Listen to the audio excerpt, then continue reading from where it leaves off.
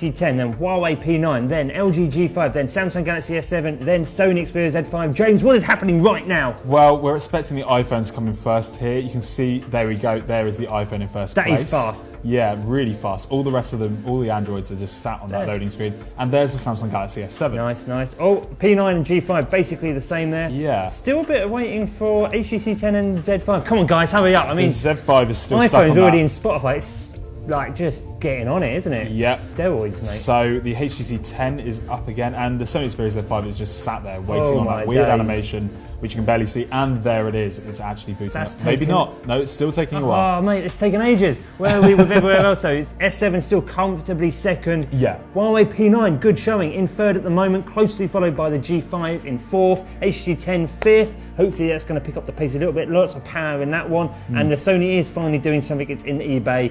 It's, you know, it's taking a nice afternoon walk. The iPhone is storming ahead though. It's already booting up our first game here. We've got two different games that take quite a while to load. And there we go, we're going into Fruit Ninja.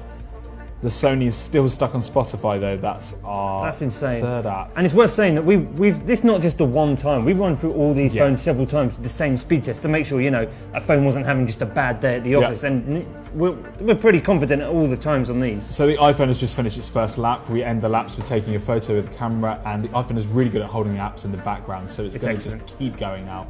There you go. eBay's already started up.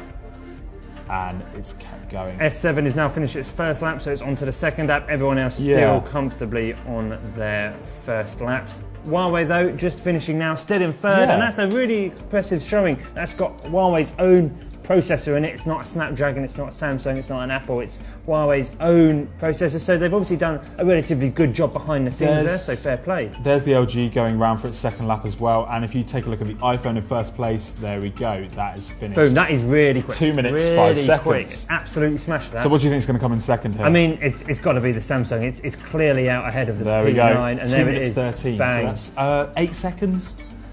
8 seconds faster, slower than the iPhone 6S. Now, which one's going to finish next? It looks comfortably that it's going to be the Huawei, isn't it? But the LG G5 isn't that far behind. There we go, 2 minutes 28 for the Huawei. Boom. And the LG G5, G5 4 seconds slow. Just behind, just behind. Yeah, and now it's the result of the slowest. And I mean, no one likes that title. It's sort of the wooden spoon of our speed test, and it looks like it's going to be won by the Z5. Unfortunately, the HTC 10 a bit disappointing, really. I thought it would do much better than that. Slow. It seems a bit slow. There we are, finished 2 minutes 50. That's almost a minute behind the iPhone, which is a bit surprising. And poor old Z5, what is going on here? Still you know, struggling. it is one of the older of the six here, but still, you'd expect it's packed full of power. There we go. Why has it taken so long? Almost a whole minute behind the iPhone 6S, which is actually around the same time release as the iPhone, really.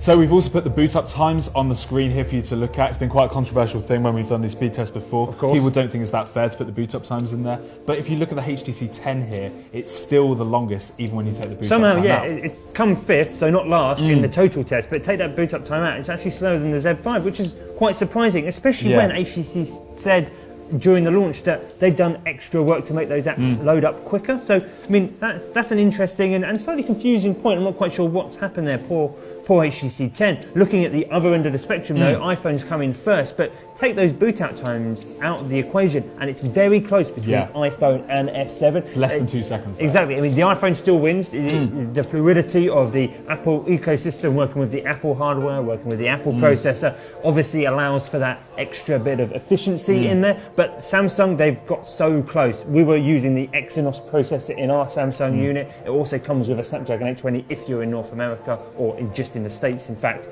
But it is showing that you can get really good, quick performance. Another surprising one for me was the